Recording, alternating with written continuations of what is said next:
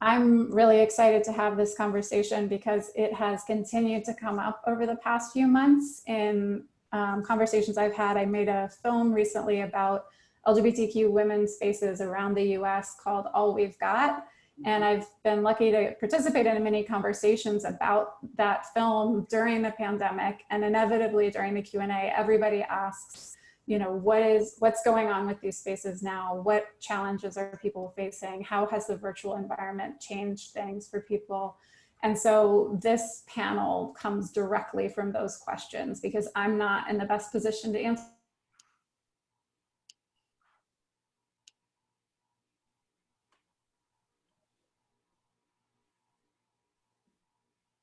Sorry about that. Again, freezing. You just froze, Alexis. Oh, I'm sorry. Just to ask folks if you could turn off your video during the panelists section of this event so that the panelists rise to the top of the Zoom. That would be a big help.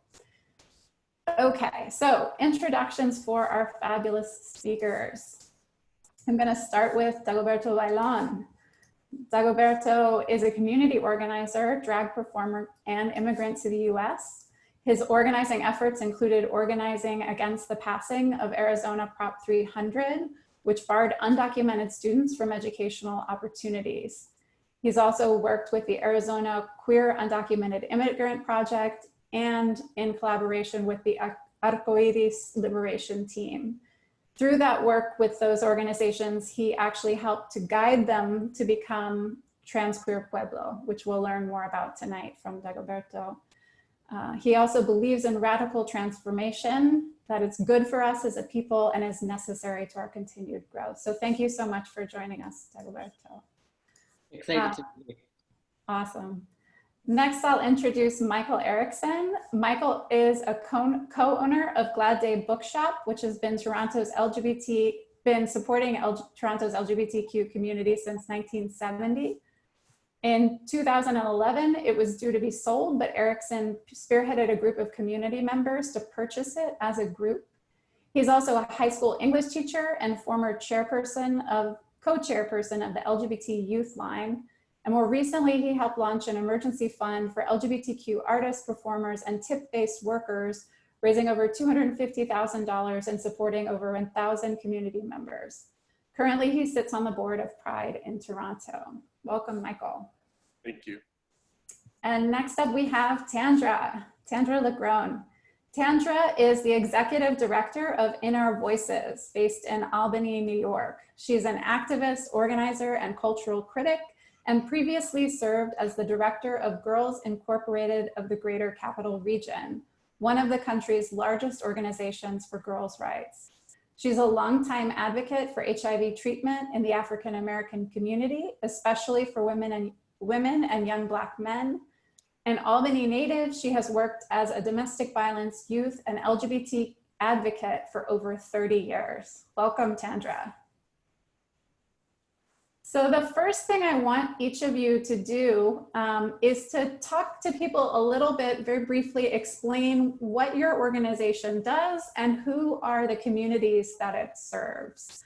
So I'll start actually at the end of my introductions with Tandra. So thank you so much, and thank you for having me. I also want to give a shout out to someone that is on here that I have not seen in years, Jagadisa, who's on here. And I just want to say, I see you, I haven't seen you, give me a call. In Our Own Voices is an LGBT, lesbian, gay, bisexual, transgender people of color organization. Our overall arching mission is to promote the health and wellness of LGBT people of color. We are a culturally specific organization. We like to say that we are a FUBU organization, for us, by us. From the leadership, from the board of directors down to the staff, we always maintain over a 51% staffing of people of color. And our overall mission, we provide an array of programming. You can go on to our website, which is inourownvoices.org. The community that we provide the focus on, like I said, is communities of color. And we oversee an array of programs that specifically in upstate New York, we are housed in the capital region. In 2014, we were blessed with the opportunity to purchase our building and to own our space, to be one of, if the only, I don't like using only because you never know what's happening in the rest of the world, as a people of color organization, specifically LGBT, to own their own space. And we own it in an area that is predominantly white-owned businesses. So to be in that space is tremendous. It's a tremendous honor to be able to be there. And it took a long time to be able to acquire that space. I think the most recent thing that In Our Own Voices we had the opportunity to do, we just right after DC's mayor put Black Lives Matter mural on the streets, I think less than a week later, we were able to do that right in front of the In Our Own Voices building, which takes up, I think it's 2.5 blocks long. And we were able to do that, and it caused a lot of opposition because we put the gay rainbow flag, the diverse gay rainbow inclusive flag on both ends that included Black and brown, and also transgender and TGNC pink and blue colors in it. We like to say that we have a 3-pronged approach to our work. One is direct service, one is advocacy, and the other part is training and technical assistance. I have been the CEO of In Our Own Voices for 16 years. I'm going into my 16th year. I'm still young. I know I don't look like I've been there that long. I know I tell people that all the time when they're shocked. But I've been there for 16 years. And like you said earlier in my bio, that from 2005, being the director of Girls Incorporated and being in this role, I was able, when I came on board to In Our Own Voices, I think I have an opportunity to talk about this later, is that when I started In Our Own Voices, it was just me. There was no other staff. And we had a budget, I think it was like $25 in the bank. And in fact, I didn't receive a paycheck for 6 months.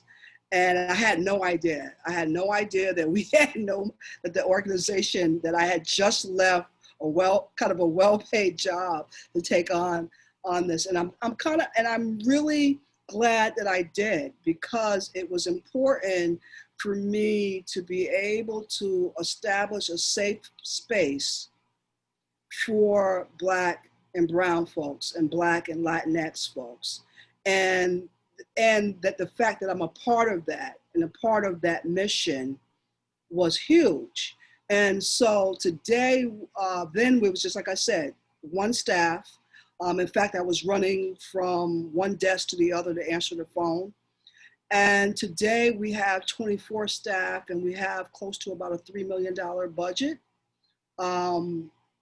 And I'm looking forward to seeing what the next transition of this whole great plan is going to be for In Our Own Voices, especially on a national level. So that's a little bit about some of those services that we offer. But I think people often ask me, well, what is the most thing that you're proud of in Our Own Voices?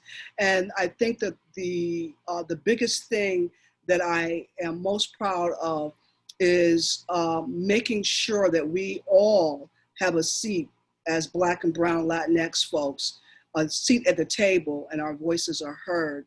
And that if I could be a part of that journey, it's been worth the whole entire journey to be able to do that and to build leadership within our community.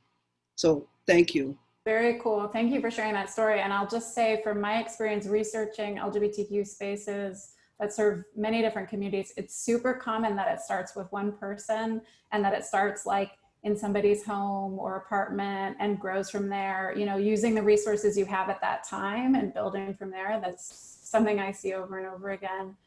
But I want to be clear, I'm not the founder. Oh, right. Right, I'm not the founder. There were many folks. I stand on the shoulders of a lot of folks that fought for this space for us to have and to have voice. So I want to be clear on that when I say that. Yeah, thank you. Next up, I'd love to hear from Dagoberto. Talk a little bit about what Trans Queer Pueblo is, the communities you serve. Yeah, hi everyone. Dago Bailon, he, him, his. I'm an undocumented queer man of color. Been living in the United States since 1996. I came to the US because my mother and father had migrated here, and my mom was crying uncontrollably day after day because she missed us. So they sent for us.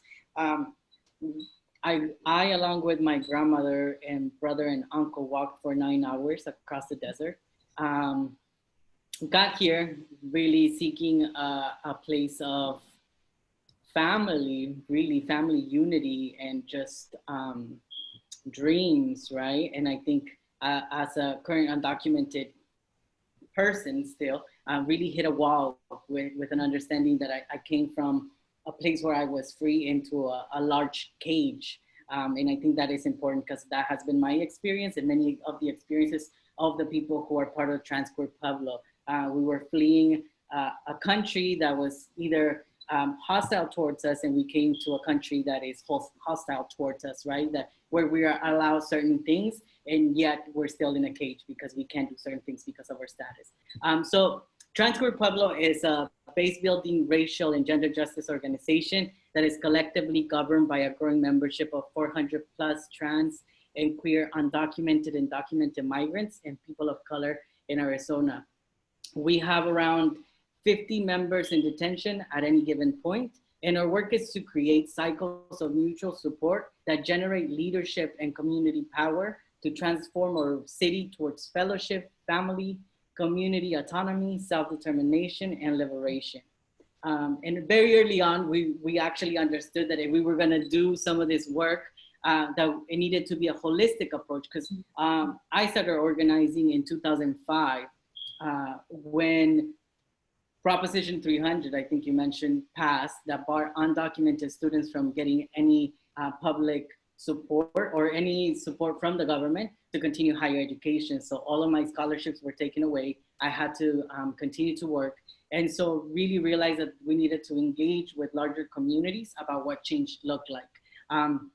But then later on, we started realizing that a lot of the LGBT community that was migrating was in detention centers, and that actually a lot of their needs were not being met because the anti-deportation campaigns and strategies that were being used were based on familial ties. So really mothers reporting that their sons or daughters or husbands were taken, and some sort of thing like that, right? But for many LGBT people who were fleeing different countries, that wasn't the case. They didn't have somebody on this side to say, hey, I need support, or I'm in detention. So what ended up happening was that we realized that there was a lot of abuses happening inside detention centers. So in 2014, we started working against deportations of LGBT people. And then through collective work in 2016, we built Trans Queer Pueblo. And so hopefully y'all can see this. I'm gonna share my screen because. Oh, we don't have screen sharing set up. Perfect. Sorry. Okay, great, that's fine. So I can continue talking. So put it in the chat, put a link in the chat if you'd like, if you want to see it, yeah. Thank you.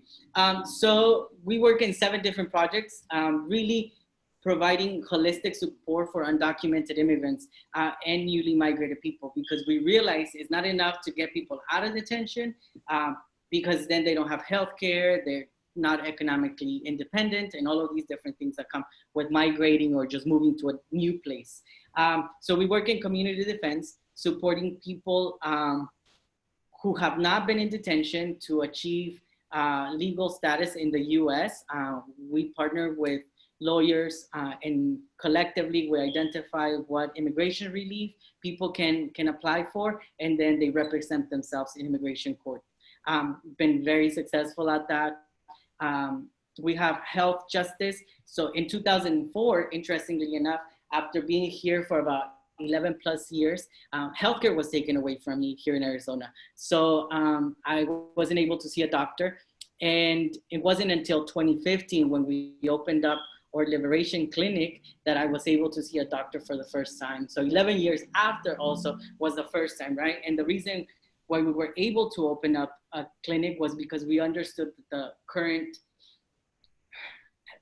support for health lacked a lot of things, right? Lacked cultural competency, gender and sexual identity. So we decided to partner with various organizations, and now we have a free clinic for undocumented LGBT and POC people that supports our needs. We have trans doctors and like a community really ready to support. We work with families, family acceptance.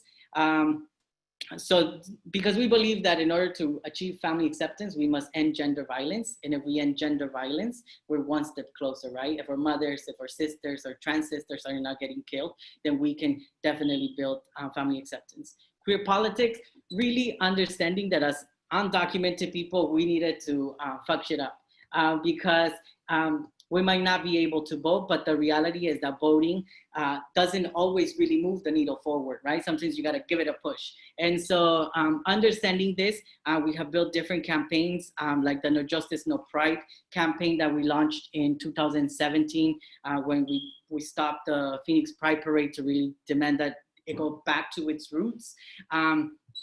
We have a media and culture shift work, really understanding that a lot of the media is extractive. So in order for it not to be extractive, the storytelling and the way that we send people to reporters has to come from a community perspective. So we teach people how to do that. Liberation Project, working with people inside of detentions, like I said, and we've all seen like in the past 2 weeks, like the crazy things that happen in detention, like the hysterectomies, the forced hysterectomies that happen. But that's not the only thing that happens, right? We get a lot of reports and have worked constantly against ICE because they're forcing, and they have forced in the past, trans women who have been sexually abused by their cellmates to sign documents that say that it was consensual, so that ICE doesn't have to deal with that. And so so that's what we do, but at the center of everything is building power. We have a say here that at Trans Queer Pueblo, and we say that more than needy, we are powerful. So much more than just asking, we're also building, right? Because liberation has to come with the building of things. And so we build support, and through the pandemic, or communities, because they're undocumented, and in Arizona, undocumented communities cannot receive any support from the government. We're left alone. And when you add the layer of being people of color, but also trans, non-binary, the resources were very limited. So we started a mutual aid fund.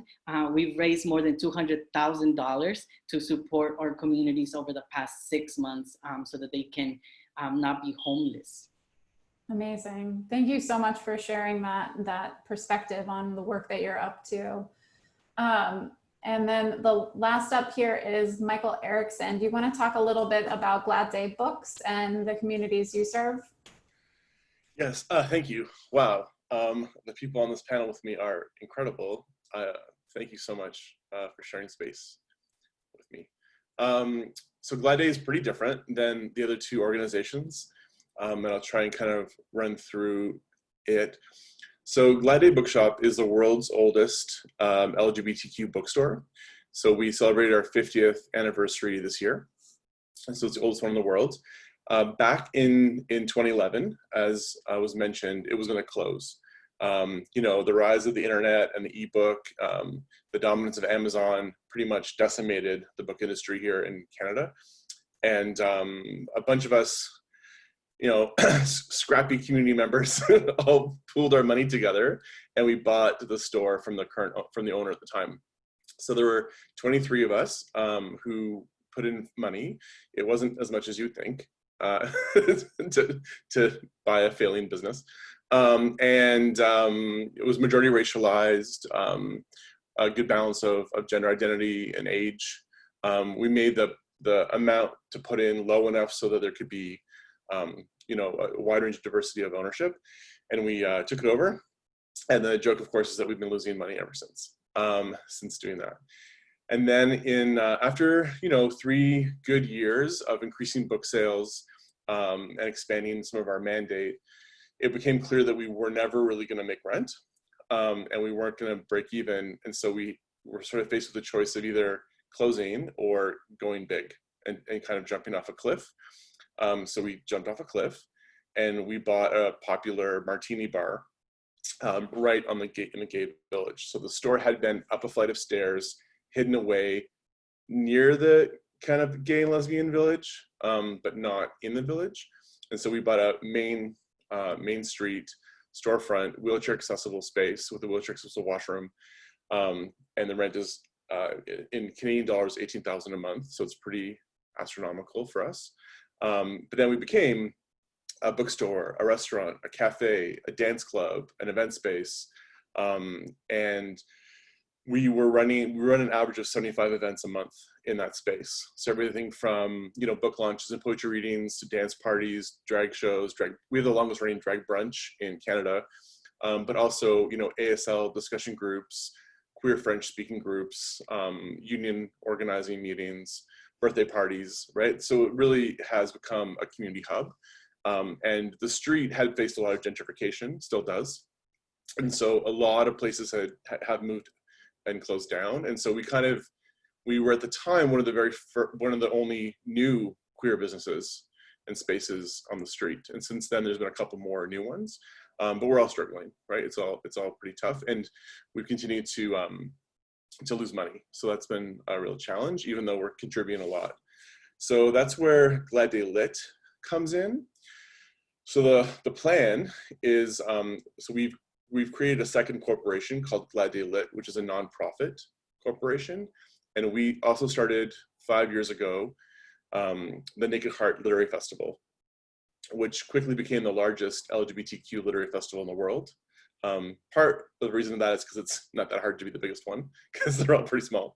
So we feature again, 75 authors over a weekend. And this year it's going to happen again, but it'll all be virtual. So you can all attend virtually. Haven't quite figured out all the details yet, but it'll be November, December, and it'll be amazing and probably free. So it'll be great. So we've been running that festival for 5 years, and then the event space. And the idea is to just kind of call a spade and say, you know what, we're never going to pay our debt. We're never going to be for profit. We're basically a community center.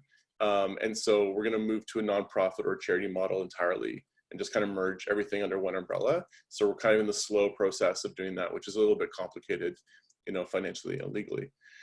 And so, the communities we serve, one of the things I think that's great about the space is that it's very easy for kind of anyone to take over the space and book the space.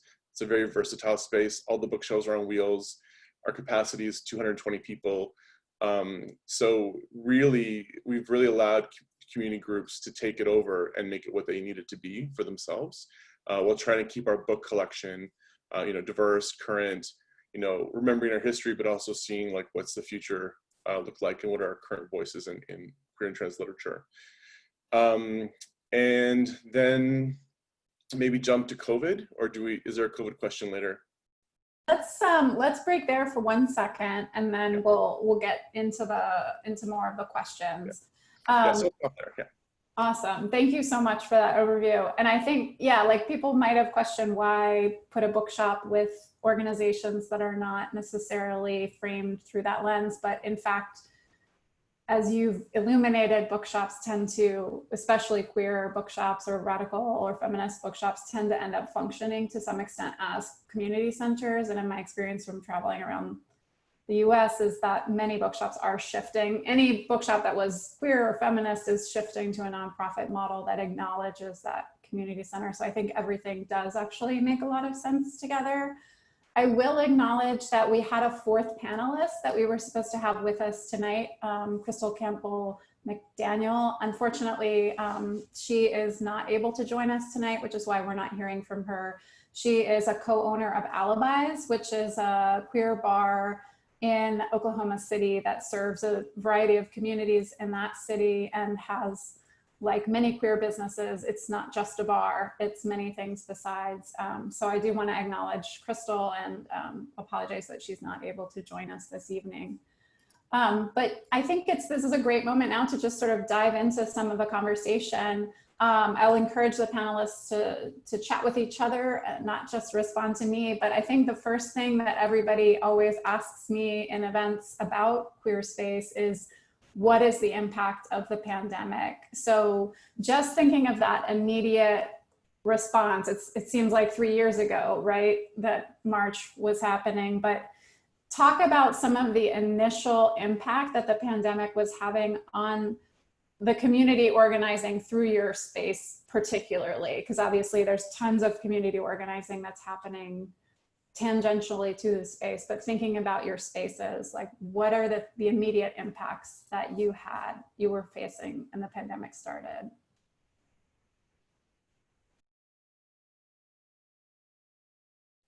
Whoever wants to start. Tandra, yeah. For me, I think for In Our Own Voices, you can't separate the two pandemics that are going on. There is no separation when you are LGBT people of color, that there's the pandemic of racism and then there's the pandemic of COVID-19. And that immediate response, so I remember March 13th, I think it was a Friday, 13th or 18th. It was a Friday, and I get an emergency call from the governor's office, and it was a call to pull in all of the LGBT leaders throughout New York State. And we're on this call, and I don't even know, it was just so surreal. And I was actually in my car listening through it, and I'm driving. And at that point, being in New York State, because, you know, In Our Own Voices, we are in New York State.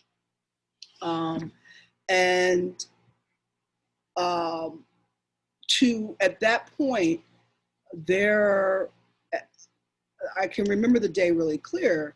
There were 11 cases in Albany, but Westchester, the number of cases, it was just unbelievably. I think they were just doubling. It almost seemed like by the hour. And so I'm like, there's 11 cases in Albany. And we got on with the governor's office and we started talking about what's happening, what's the plan, and what was the next steps were going to be, which was the state of an emergency was going to be called. And we had a feeling that we knew ahead of time that was going to happen. But for me, it was the 11th or the 13th. And then within 2 days, the number went from 11 to, I think it was 132 in 2 days. And so I had to make this really quick decision with my board of directors. Is like, we need to shut down. And so we were one of the first LGBT organizations. There's 2 here in the Capital Region, and we shut down. And I remember going into my office and walking with this fear to deliver this information to my staff. And at that point, not knowing that literally this will be almost 6-7 months later before I will all see all of them in the same space again. And no one knew.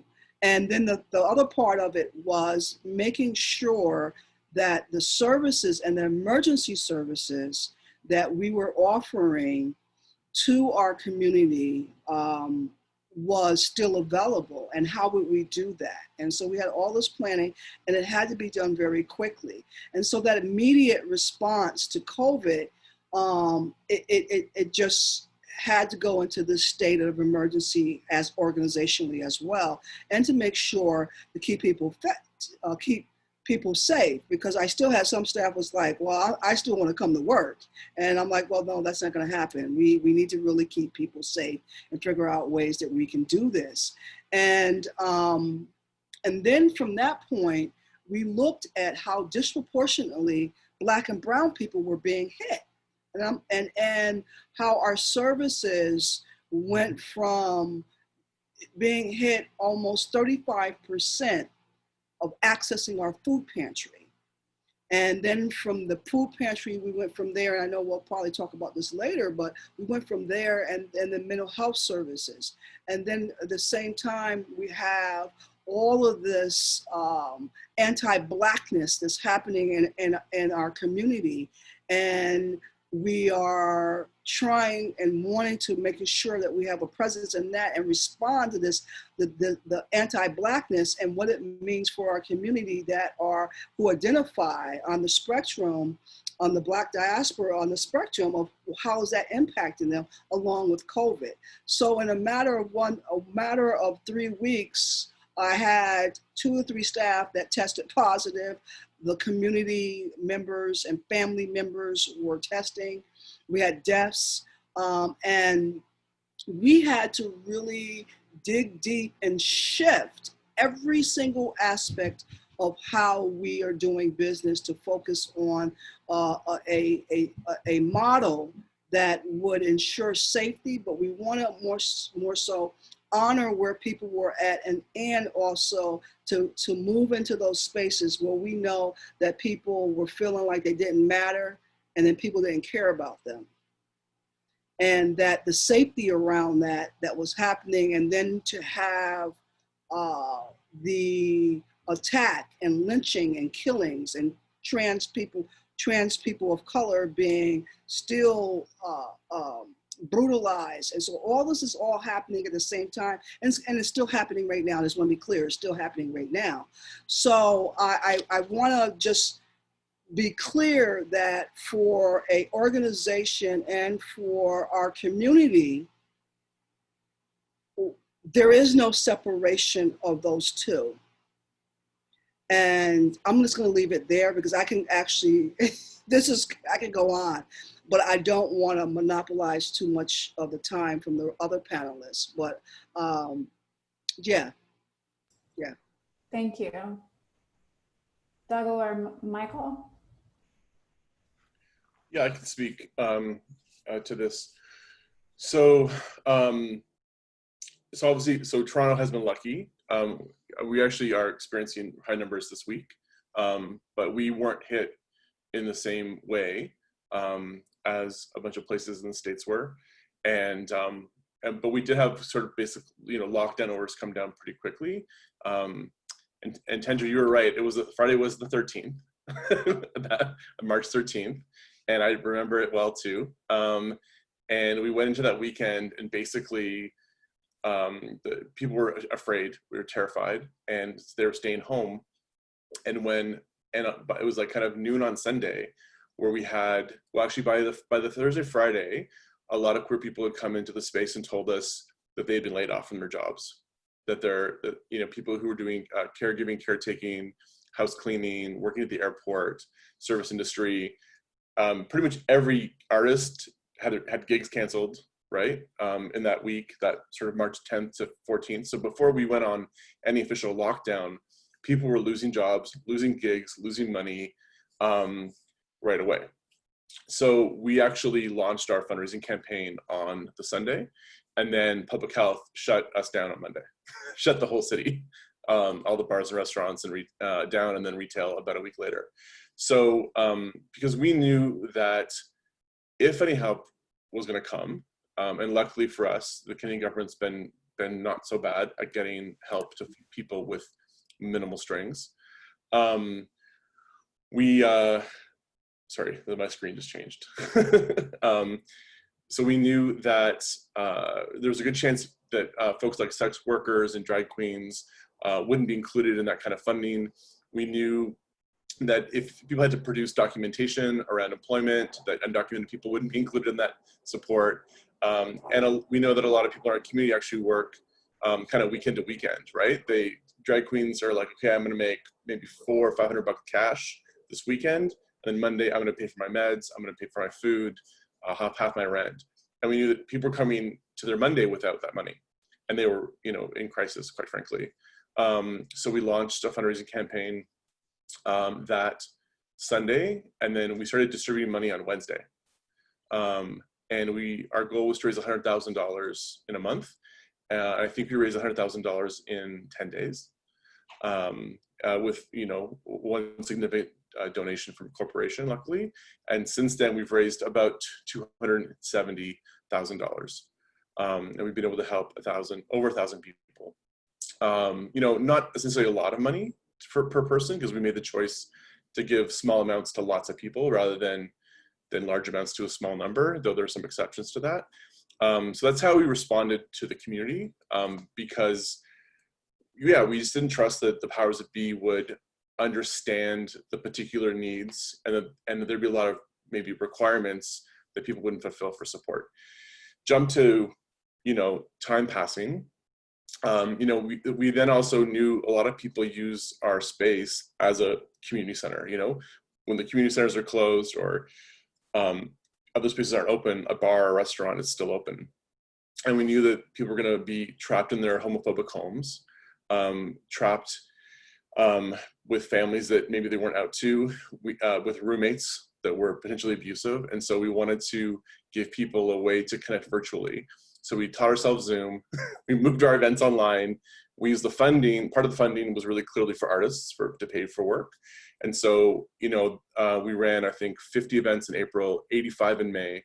And then as the weather got better, we've run less, but we've run, I'd have to crunch the numbers, but well over 300 events, maybe between 450 events online. So we did create this kind of virtual community space digitally. It's not perfect. And we really thought it was going to be global, and it didn't really reach a global scale. Our drag king stuff is pretty global, but other things are still pretty localized. So just talking earlier about it'd be nice to connect, because I think, you know, when we're in a pandemic, when you're in isolation, one of the potentials is that we can actually create solidarity, right, across borders, across space and place, in ways that we don't always have the time for. And that was something that was kind of interesting, is that, you know, COVID was bad and the pandemic was awful. However, you know, so many of us are doing 3 hustles, right? So many of us are running from gig to gig. We're exhausted. You know, for a lot of people who are marginalized, it was like one of the very first times where you could just be home, like for a minute. And as scary as it was, you know, there was a way to build connections that sometimes we don't always have the time and the capacity or even the sleep for. And the government has in Canada offered some great subsidies for wages and for rent, but they keep saying they're going to end and then sort of extending them. So right now our rent subsidy is over, as far as I know, and our wage subsidy is over November 30th. And we can only function if those 2 things continue. If they don't continue, I don't know what we do. And so it's really kind of like, it's hard to, like, you can't plan. You know, I can't plan for 1, 2, 3 months away. You kind of have to live a day at a time and hope things will work out. And we're experiencing our second wave now, so that's pretty scary. So I don't necessarily have a lot of solutions, but I do think that one of the things that we've been able to rely on is community support, and people have come together for us. The part of it's having the capacity and the staff to really like tap into that support. At the same time, you know, do I have a budget to pay people to do that work, right? So there's that kind of chicken and the egg thing that happens. Yeah, so many issues are coming up in this conversation that I'm excited to talk more about, but I want to have Dago talk a little bit about what happened with Transgroup Pueblo early on.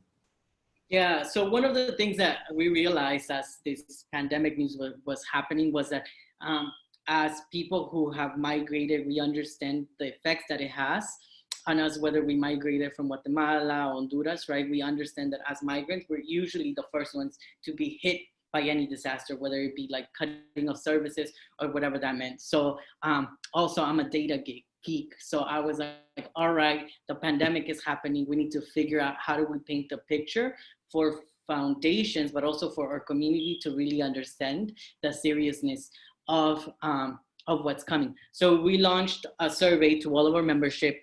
And in the beginning of March, we realized actually that about 14% of our membership was living with HIV or diabetes. And so that meant that they were gonna, you know, the virus was gonna be deadly for them. 90% are at the poverty level and 84% migrant, and out of those migrants, 60% undocumented. So then actually once we started looking at these numbers, we really understood that, oh man, like most of our community is going to need to look to us for support. So initially, as we were doing this survey in early March, we realized that actually there was people who were being laid off, and we had about 30 people who said, you know, I'm gonna need support to pay rent. So we launched a fund to raise $70,000 initially, just to be able to cover the rent and food for these 30 people. That then, as we continue to see the pandemic to develop, right, and the infections continue to go up, we realized that actually the people that also were going to be hard hit were going to be people who were inside of detention centers. So one of the things that we did was part of the $70,000 was to add $20,000 for housing and travel, because we understood that we were lucky enough to be able to buy space, and so Transqueer Pueblo has office/living space where people can stay if they don't have any family while they figure things out. But then we realized that because of the pandemic, we couldn't do that, so we were going to have to rent out hotel rooms so that people could quarantine, and then we could send them over to their final destination.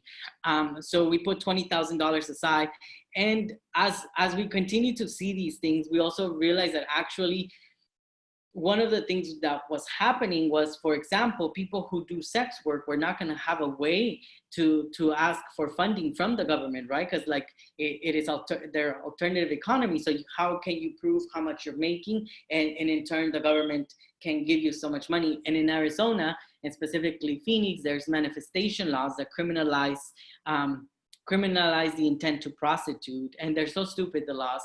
If you wave, if you stop a car, and ask if they're a police officer, those are all intent to prostitute. And so we understood that our community was going to need some support. So at that moment, 51% of our membership had lost their jobs. And so they were already in enormous stress, right? And when we asked them about like, what are the stress levels? There was 75% of them were like, I am experiencing stress, right? That this is the first time in a long time that I am experiencing what it is to have economic stress. And so they didn't know what to do. And so we launched this fund. And like I said, we've been able to raise $200,000, but we're running low. And that has, and the idea behind what we wanted to do was not just provide money, it was to make sure that people got out of this with more knowledge and more understanding of the systems that they came in. So people who receive funds are invited to community, what is it called? The Committee for Radical Well-Being. And so we meet every Tuesday at 6:30 to really talk about different issues and politicize new immigrants, but also anyone who has been hit by the pandemic can join. And one of the things that has come and that came out of that was that the city actually in Phoenix was saying that we won't cut any of the services, we won't shut your water off if you can't pay. However, what they were doing behind closed doors were actually, they were putting this sort of coin that had a small hole, and they were calling it a low flow. And so low flow was crazy because you couldn't even wash your hands. And so the city of Phoenix is saying, we're gonna support you. And then behind closed doors, they're sending their people to give our folks low flow.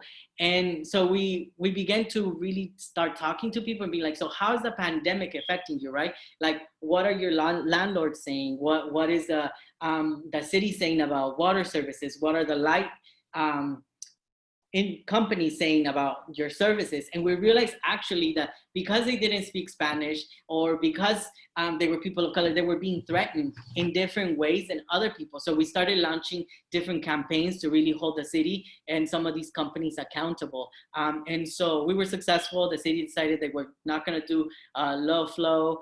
There was different articles that came out about it, which is crazy, right? And people couldn't even shower. And one of the most important things in order for you not to catch COVID is to be able to wash your hands and shower. And so, and then, you know, as we move through the pandemic, we see that actually Arizona becomes the center of the world, right, for infections. And I think that was scary just because the government has done a really good job at really how is it? It's not politicizing, but really creating this alternative reality that there wasn't anything happening. So when people see that constantly, and then you tell them like you need to take care of themselves, people don't listen, right? Because they're like, well, there's this government who's in charge of me and it's telling me that you're crazy, so you're crazy. And so we started seeing infections going up in our community, in our LGBT community, and then that's when people really started to take things serious and was like, okay, so you got COVID, like. We started sharing stories. And then to put another layer on top of that is that medical deportations are very real. And even through the pandemic, we know that there was a bunch of people who were deported to Guatemala, for example, with COVID, right? And that's what put Guatemala's numbers up. And so people are scared to go to the doctor. They don't have support, and medical deportations are real. So we're like stuck in this place. But one of the good things that has come out is that we have about more than 100 people who are part of this mutual aid and radical well-being committee that are really fighting and doing political actions weekly to make sure that one, people don't become homeless, or that the city is respecting their rights. Thank you so much for sharing that. And you touched on something that I want to ask the panel, where actually there's so many good stories. We have 36 minutes left, so I want to use it wisely and make sure that folks who are attending get a chance to ask questions as well. But Dago touched a little bit on one of the things that I want to get a sense of from each of you. Obviously, shifting everything seems to be a common note. Looking for opportunities for mutual aid, building solidarity and education in the community seems to be a common thread in some of this. But I'm wondering, in terms of the changes that you've experienced during the pandemic, are there changes? Obviously, the inability to plan, funding uncertainty. I mean, there's still huge stakes. And as Tandra noted, there are other pandemics that are ongoing, including the pandemic of white supremacy and capitalism we can add in there as well, right?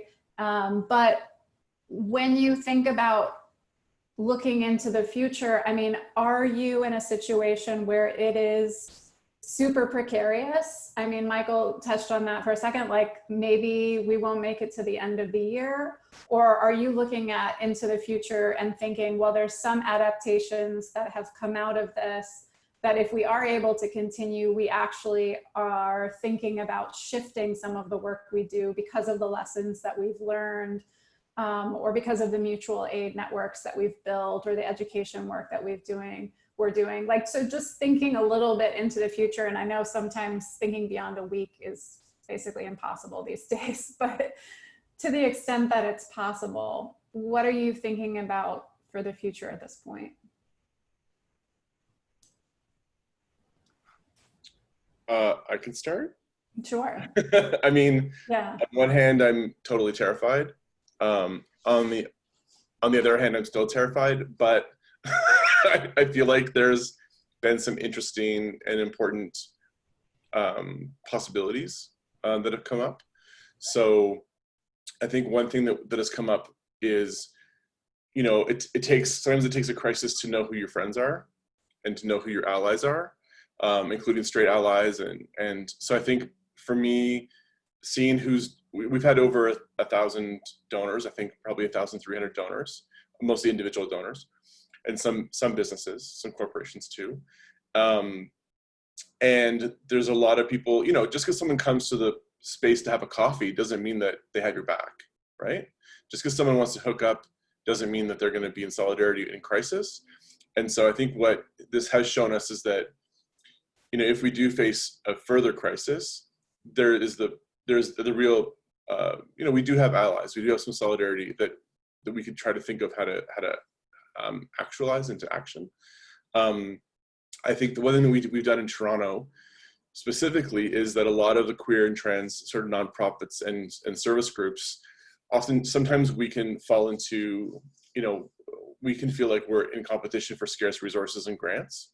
But what we did, because of some great leaders in the community here, is we actually came together and had regular meetings, and we actually presented united asks and united positions to the different levels of government. And so rather than us trying to lobby or get a little bit of cash kind of at the expense of others, we actually worked in solidarity with each other, which, you know, I know it should be obvious, but that isn't always how the nonprofit industrial complex works. So that's important. For us, another important piece is that even though we have strived for accessibility, moving things virtually we're even more comfortable with differentiating and having more ways for people to access what we have to offer. You know, we'll be adding ASL and closed captioning to our digital space, and thinking about people who aren't always able to come to a physical space to connect. So I think that even if we resume in-person operations, we'll be able to keep like a hybrid model, which I think is pretty powerful and important. So I think that thinking more about like, what is culture, what is community, how do we form bonds, how do we allow people to, one thing that has been a challenge is that a lot of our programming previously had been very driven by like cultures and subcultures. And when you have a digital space, you can't always tell who's there, right? It's I think the concept of like a safer space, or a space that is majority or dominant space by a group that's in power, that's in control of the space, it's harder to tell digitally. So I think we're struggling with that a little bit. But I do think that there is the potential, there's the thought of like, what is queer culture in space in the next phase? And I think that physical space is essential. I don't think it's secondary to virtual space. But I do think that there is a way to broaden possibility. And I mean, even this conversation, I'm so thankful for being invited. Like there's so many global connections we can make that is incredible. So anyway, I'll stop there, but I do think that it's precarious, right? We have one big repair. I don't have that money, right? We have yeah, so we'll see. You know, if all the grants go away for a month and it takes them 2 months to put in a new system, what do I do for those 2 months, right? So things are precarious, they're dangerous, but they're not hopeless.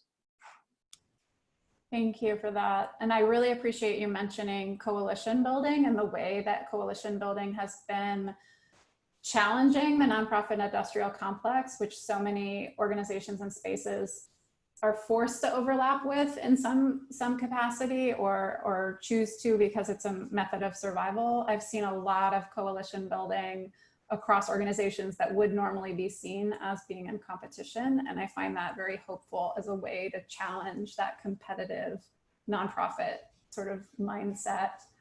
Tandra or Dago, do you want to speak a little bit more about thinking towards the future? Sure. Tandra? I think Michael talked about it, and so I'm not going to really kind of repeat what has already been said.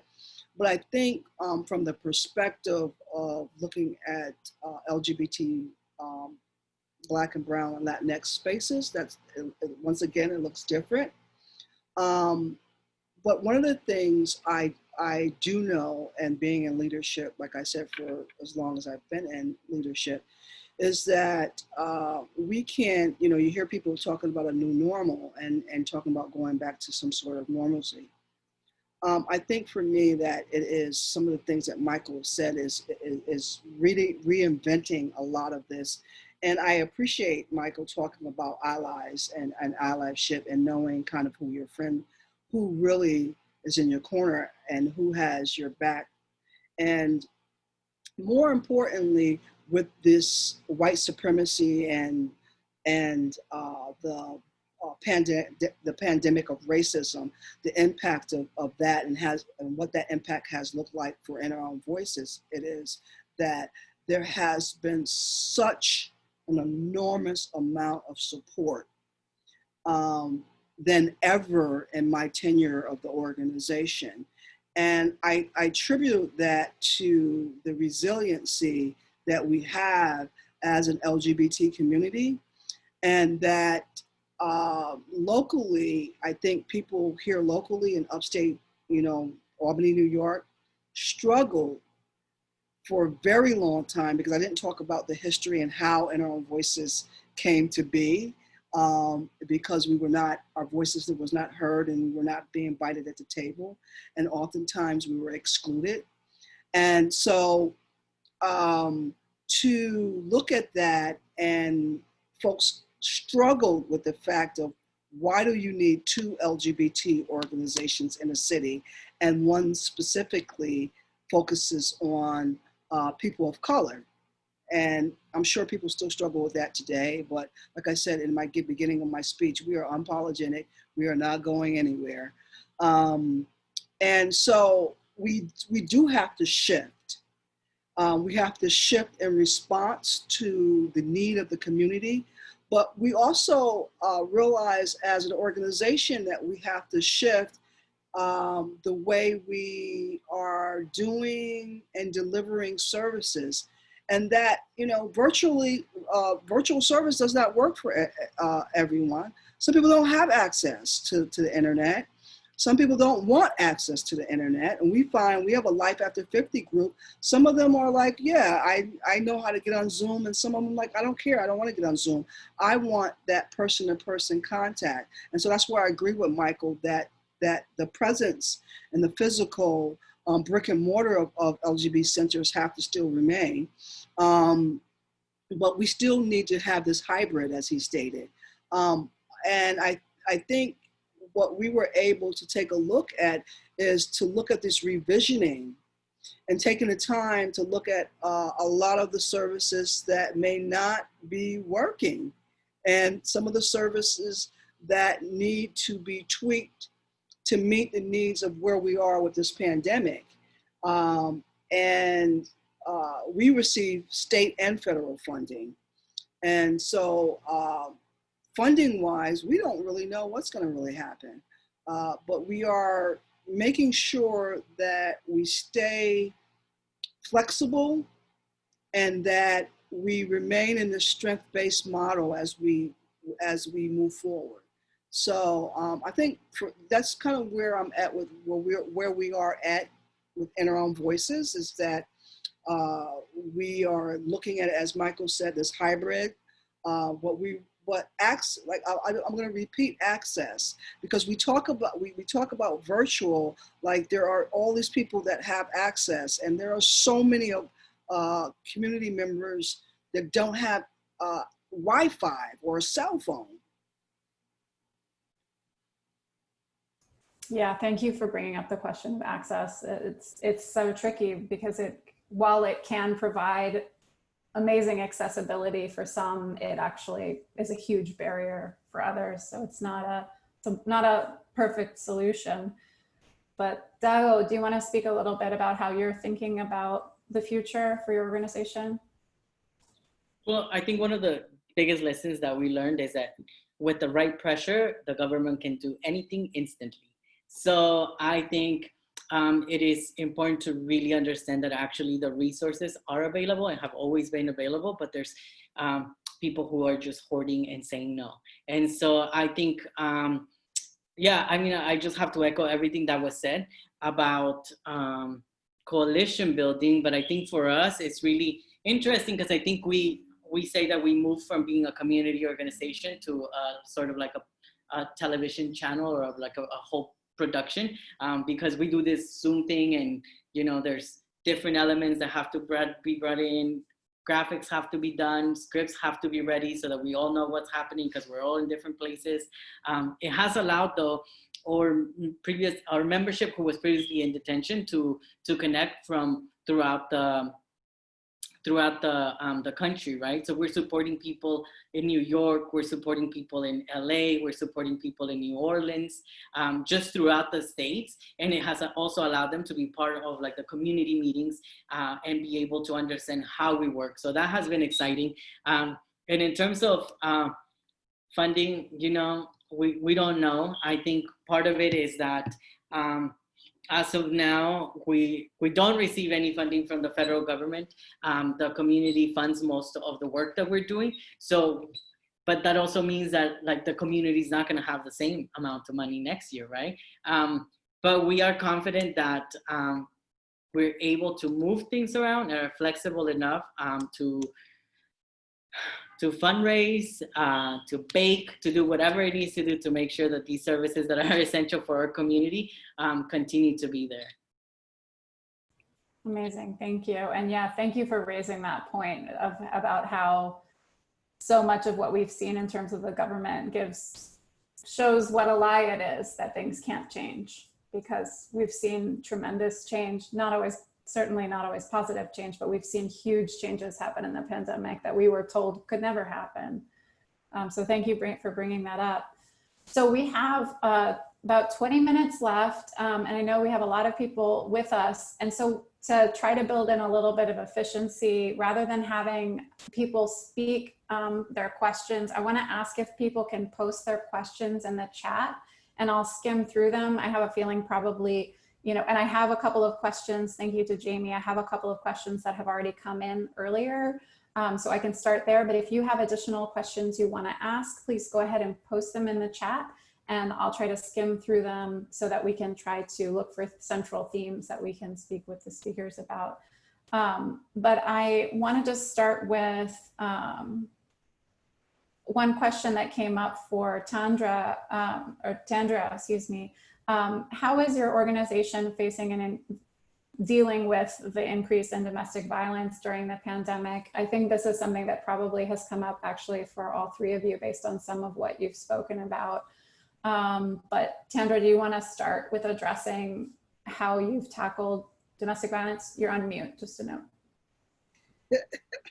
See, that's right. That's Zoom fatigue. So yeah, that's a great question. In our own voices, we house the Capital Region and the Capital Region LGBT Anti-Violence Program. And so a large, I think it's almost close to 45% of our funding is anti-violence funding. And so we have seen an increase with our services on our support line. We just had a meeting, I think we received over 120 something calls in support. People are needing support. Our individual counseling services went up by 33%. And our services that we are providing through our crime victims services have also went up. But I think I sit on a couple of the city's task force, and right now we are in the process of reforming and transformation for the police department. And that's a collaborative that's doing that work. I sit on that with like 30 other folks. And the calls, there were the calls in the capital region for domestic calls had, I think it was like almost 50% had increased. That was the majority of their calls in the beginning of COVID. Right now, there's so much violence happening. There were 22 shootings in 2 weeks. We're up to 15 murders and 75 or close to 80 shootings in the capital region. And so there was, so the organization, and we are at right now, our capacity, right, the lowest capacity. And so our support line is still running from 9 a.m. to 8 p.m. Monday through Friday. We're still able to provide the same domestic violence and sexual assault services because we provide both services to our community. So I'm hoping that answered the question. Did I miss any part of that question? No, I think that that's a great answer. I think just understanding that you've been able to meet the challenge of providing services under these circumstances. Right. I think the piece of it is that prior to COVID, we could do in-person if someone chose to do that, intake counseling or intake. And now a lot of that is done over the phone. And my biggest concern in the beginning around sexual assault was the safe space for children.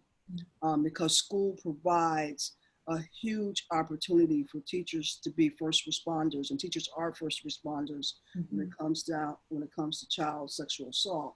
And so that was the huge thing. And we were able to, and I have to apologize because I think every time I say huge, I get really traumatized from the other night's debate that we had. So I just realized I said that. So I just want to acknowledge that I'm still very much traumatized by the debate. I know this is not a political panel, but I have to say that. It's a political panel, so definitely. We saw, the increase, and I was very concerned, and so have been working locally, try to find ways to be able to find relief. And is there checks and balances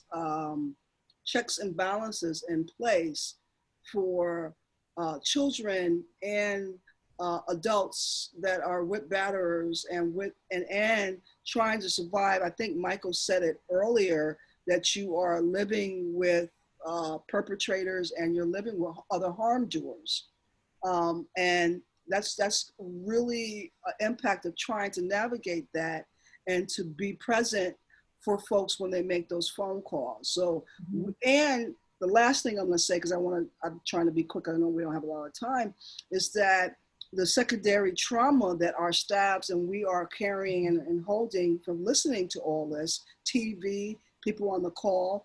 And so for that, and for folks that are survivors, I am myself a survivor of childhood sexual assault, that we had to take time and be able to have empathy and heal and be able to provide space for ourselves as well. So we said, you know what? We can't have a traditional 9-to-5 day. It's not gonna work. And it's not going to happen. And so that's a huge shift around how we deliver some of those domestic violence and sexual assault services. Thank you. Dago or Michael, do you want to speak at all either about domestic violence or intimate partner violence, or even also the topic of secondary trauma? I mean, I think this is something that comes up a lot in community spaces and is under-acknowledged.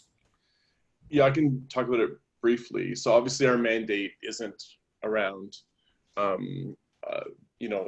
domestic violence. But I will say, one thing that really came to the forefront for us in Toronto was violence among roommates.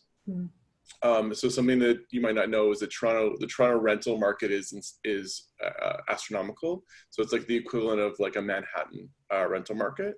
And so a lot of folks, it's really hard to move. Rents are very expensive. It's hard to get first and last. And so what we do have is we have a lot of queer and trans people, often living, sharing, maybe 3 people to a 2-bedroom, that kind of thing. People sleeping on the couch in a 1-bedroom condo to make rent.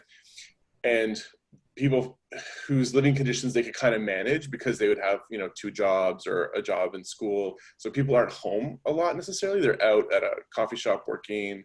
They're busy. Now you have 2 or 3 roommates all sharing a very small space in the pandemic, and transphobia and homophobia comes to the forefront. And so people suddenly found themselves in very dangerous situations that they didn't actually realize how much danger they were in previously. So one of the things we did for the fund with a few people is we were able to get first and last month's rent together, take care of moving costs. So some of the fund was used to get people out of those situations. Of course, we know that lots of people stayed with abusive partners because of the difficulty of moving during a pandemic, not knowing whether you'd have the same pay and not be able to even make the conditions of like a lease. So those things, I think that like when it comes to queer and trans people, like what is domestic and what is home is different, and I think that we've tried to educate some of our, city councilors and stuff around how that plays out a bit differently. Thank you. Dago? Yeah, no, I just have to echo, I think the same thing we realize working with mothers who only speak Spanish, like the importance to really provide them a space to be able to identify that they're actually going through a domestic violence situation. Because I think one of the things that we realize is that we do a lot of healing support with mothers through Zoom and in districts and school districts. And so some of the things that have come up is that actually women are suffering through a lot of domestic violence. And like Michael mentioned, right, like I think specifically for migrant people, poor people, and people of color, the interdependency is real. And like you can't leave because or else you're gonna put everyone else out, or the people are gonna be homeless. And so really working towards building power in migrant women has been interesting, but also, you know, it has been also interesting to see how they're actually opening their eyes and really understanding that, oh my God, I am in a domestic violence situation. And then we have been able to support a few of them to move with the fund, right? Because we were able to pay rents and groceries. So they're able to transition smoothly. Amazing. Thank you for sharing that. So I'll just ask one more time if anybody wants to post any additional questions in the chat. Now is your chance. We've just got a couple more minutes left. Do any of the panelists, I think that it's always right, the moderator rules, but it's you guys are all running, each of you is running a space. Do you have questions for each other that you'd like to ask? I don't mean to put you too much on the spot, but I just want to give you the opportunity because I don't think these spaces are not necessarily frequent these days to be able to speak to each other. I mean, one thing that Tandra and I just chatted about in the chat was like this issue of with a physical space, we would give the space over to, for example, like a Black collective to have a Black organized event, a Black controlled time. And then you can see who shows up to the space. You can see that it's hopefully, Black majority or entirely a Black event as an example. And then, the people in that space then have the moment in the collective experience, right? There's a dynamism. If there's 30, 40, 50 people in the room, there's an interconnection, even just like checking people out or like having a side conversation. Whereas when we have that same event virtually, it becomes like kind of top down where like the audience is watching the person who's speaking. Many people don't have their cameras on. You don't necessarily know the identity of folks in the space.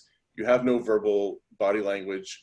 And so it shifts this experience of what I would call community into an experience of programming. It's like you're being programmed at, versus engagement. And I just don't know if anyone's got any great strategies for that.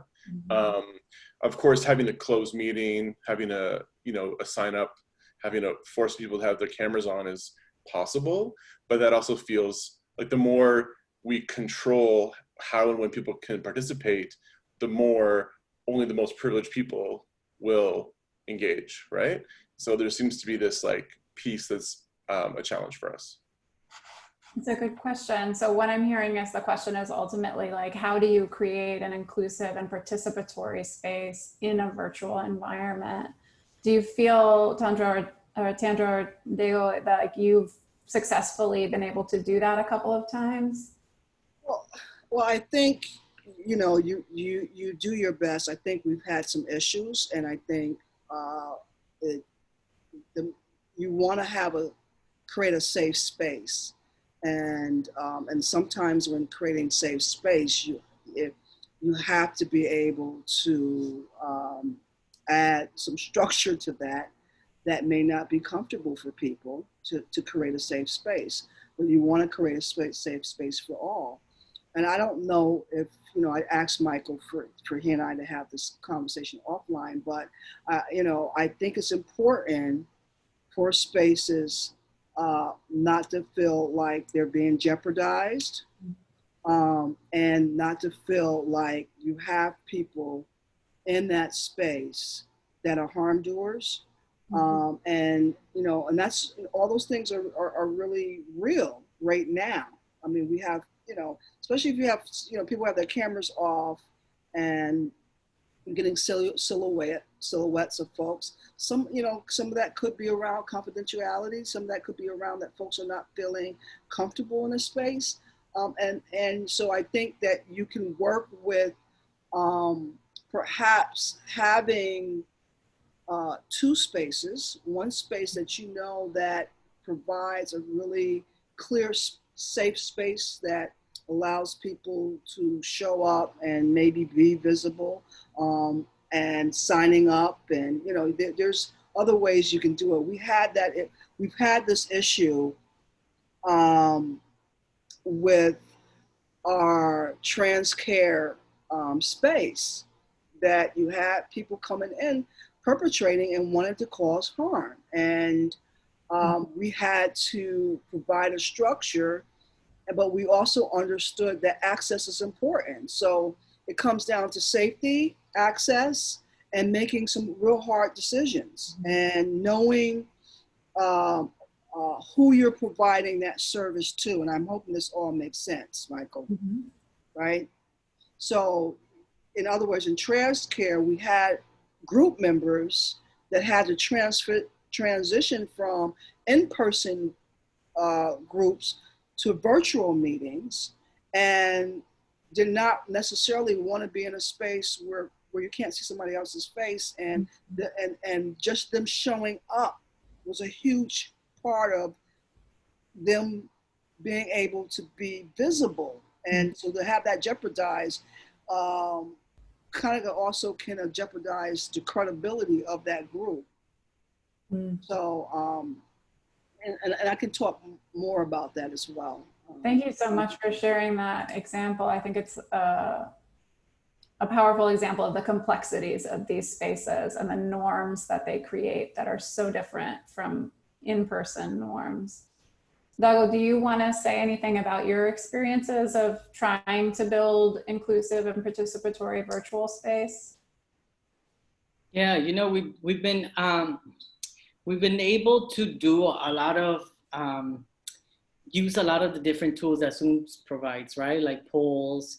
We have done sort of like videos with our membership so that they're able to take on the agendas as opposed to us leading the agendas, so that way it's actually a collective effort. And so we rotate agendas and ask people to even just say like, okay, it's time for introductions, everybody, introduce yourselves.